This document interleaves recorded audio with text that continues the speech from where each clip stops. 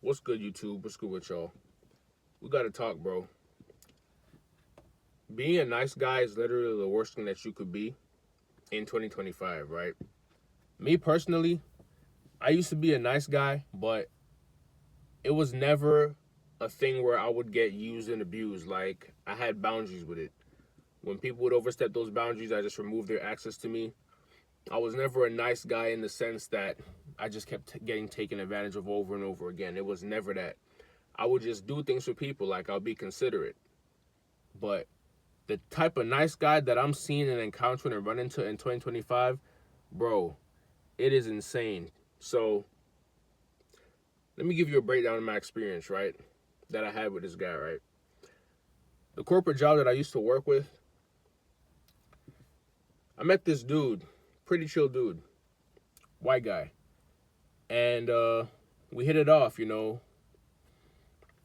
He's pretty laid back, nothing aggressive, just a chill white guy, right? And after talking with him a bit more, found out that he was actually in the process of going through a divorce, right? So he's telling me about what's going on, the divorce, all that stuff, and over time we would discuss it here and there, and I wouldn't like press him for like information, but as time progressed, like I would get a better grasp of the situation, understanding. And basically, what I understood is this dude is pretty much the textbook version of a nice guy, right? He's literally the version of the nice guys finish last, right? And if you ever see this video, bro, no hard feelings, but I gotta say it like it is.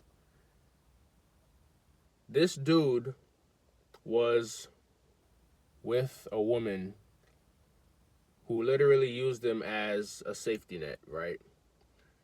And I forgot how long the marriage lasted, but what I do know is that he told me that they were basically sexless for 7 years, bro. Not only were they sexless for 7 years, this dude told me that during those 7 years, not once did he step out on her. Now, I don't know about you, but if I talk to a chick, or we're supposed to be like married or dating or exclusive or anything like that, it ain't gonna take me 7 years for me to realize that you gotta go. If I ask you to crack and you tell me no 7 days in a row, you're fired, that contract is expired, you're going out the door. I'm sorry.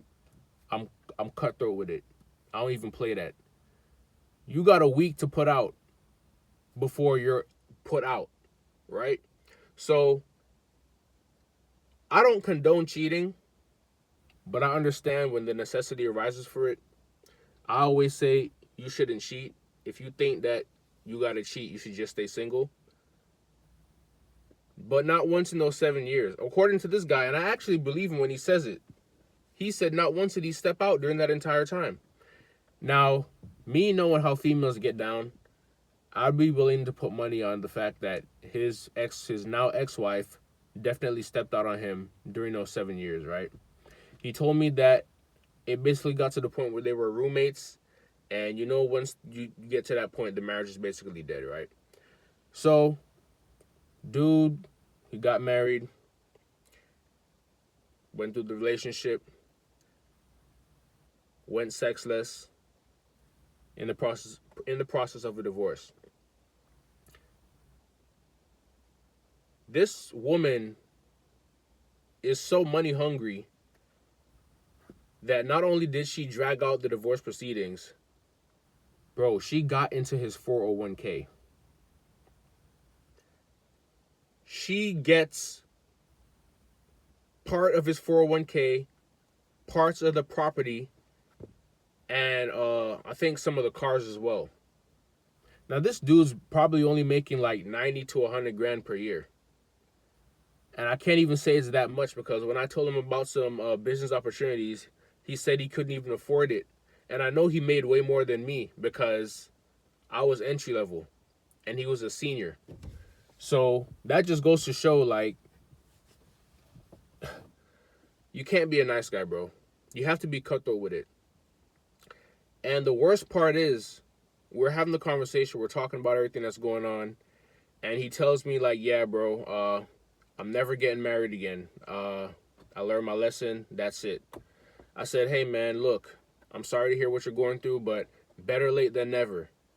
And I'm glad that this was a learning experience for you so that you won't make the same mistake twice.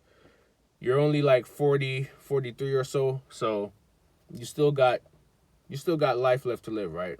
You still got time. You can always boss up and all that, right? So me seeing things through a red pill lens, like, I instantly knew what kind of woman he was dealing with. I instantly knew that he was basically taken advantage of, and he let it happen. But hey, it is what it is, right? But here's where it gets terrible. So he says, yeah, he tells me, oh, I'm never gonna deal with women, like, get married and all that stuff, right? He's talking the talk, you know. We're having an empowering discussion, put it that way, motivational discussion. He says, yeah, man, I'm gonna start going to the gym because he got a little belly on him, and he basically, I can see him trying to put the effort into, like, make changes, right? So going through all of this, blah blah blah, tells me he's never getting married again, tells me he's bossing up. He says that chapter of his life is behind him. He's never gonna get taken advantage of like that again, right?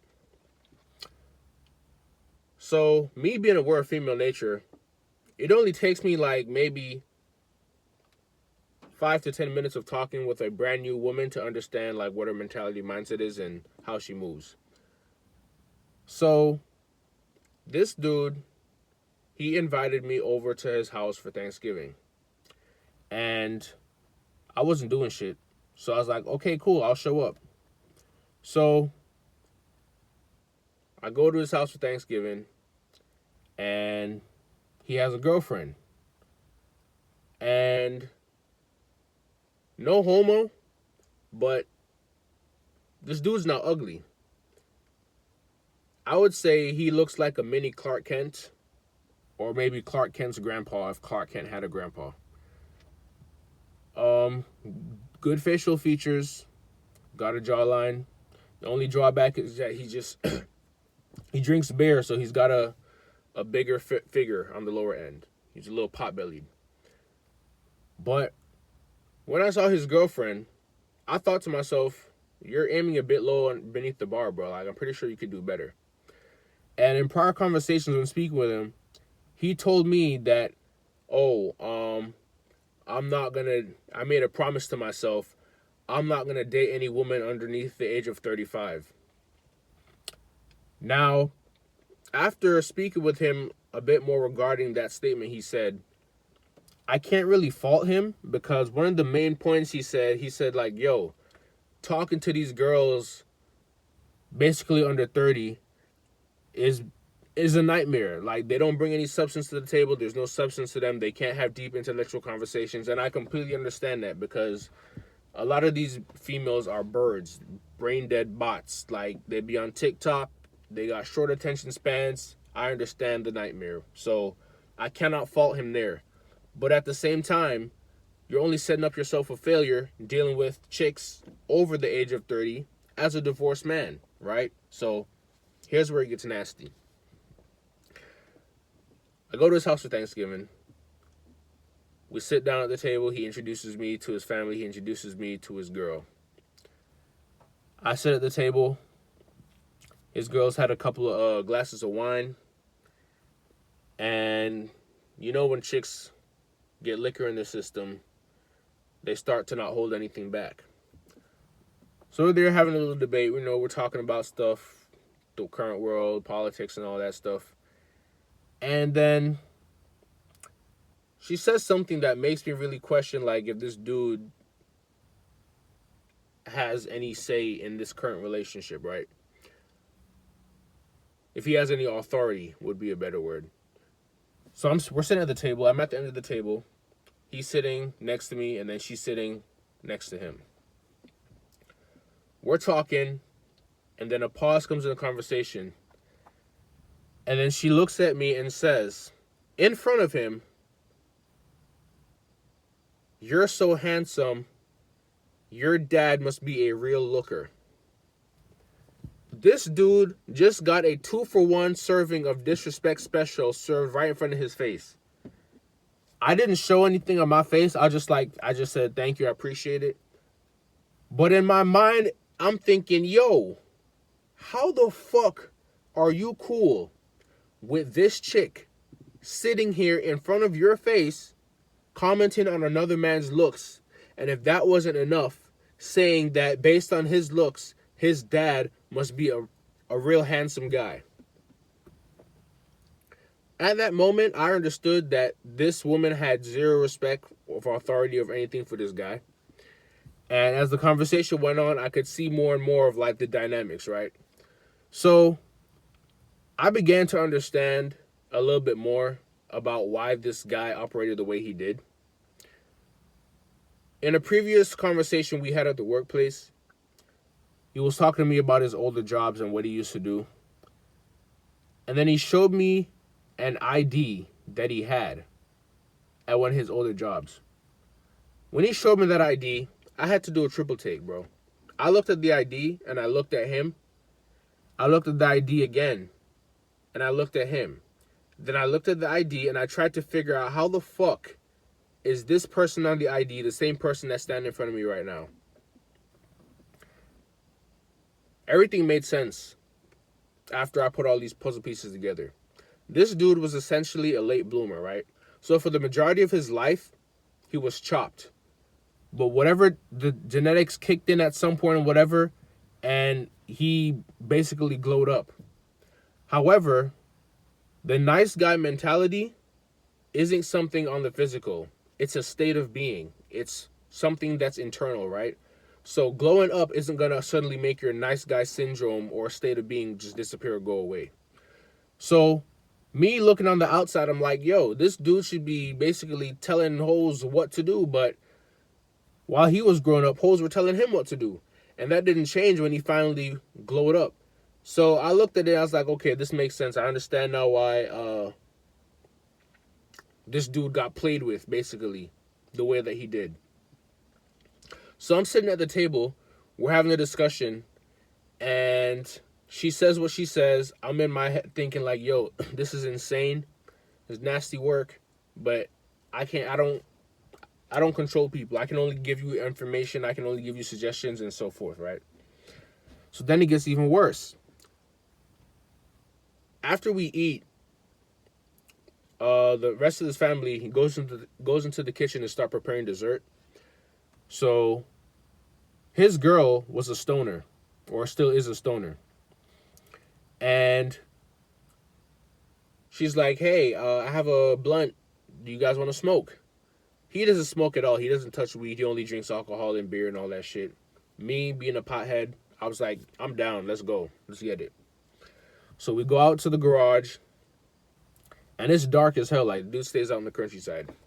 It's dark. And we're walking to the garage.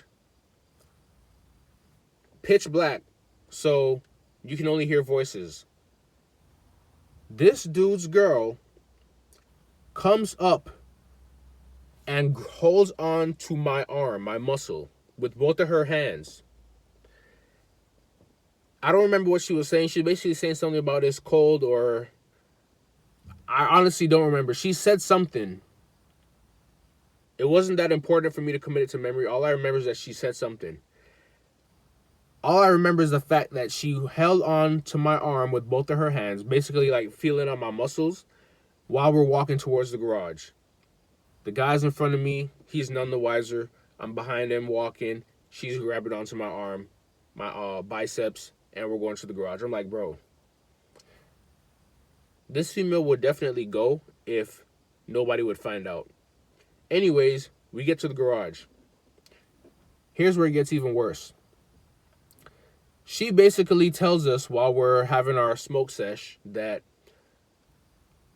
she knew this guy from back in high school, and that he was basically the loser, right? She used to hang out with the stoner dudes, and I do remember what she said about this key point, because when she said, I was like, yo, this is insane. She said that, oh yeah, I used to just hang out with these cool stoner guys, you know, the skateboarders, the stoners, and all that, and we'd all get high and hang out, and then I'd be high, and I'd see this guy, this hot guy, and be like, you know, I want to go make out with this hot guy over here. Bro, Cuck City Central 3000. I am standing there, high as shit, mind blown, because basically everything comes together. This dude says, yeah, I made a promise to myself about not dating women under the age of 35. And this chick is basically the result of the promise he made to himself. And then I begin to realize this dude is literally this chick's backup option. After she went and had all her fun with all those stoner dudes, skateboarders, or whatever, he is who she settled for. And the worst part about it is that not only was he not her first choice, his reasoning was, oh yeah, bro, you know, some of the chicks back in high school, I thought they were really hot, and some of them still got it. So that's why I don't want to date her. Basically, he's saying that his one-itis, his whole fantasy was to get with the chick that he found hot in high school. He don't care about what means necessary. He don't care about what her past is. That's his fantasy. I guess some dudes are really like that. You know, they're so stuck on this one chick back in high school that they could never get at, but they always wanted. And they don't care that when she's at the end of her shelf life, if that's when he gets to get her finally, it's going to be his lifelong dream to finally get with that chick. I'm here to tell you right now, I don't give a damn about how infatuated I was with no chick, bro. When I'm at my prime, I'll be damned if I turn around and go save a hoe. That is not me. I ain't no Captain Save a Hoe, bro.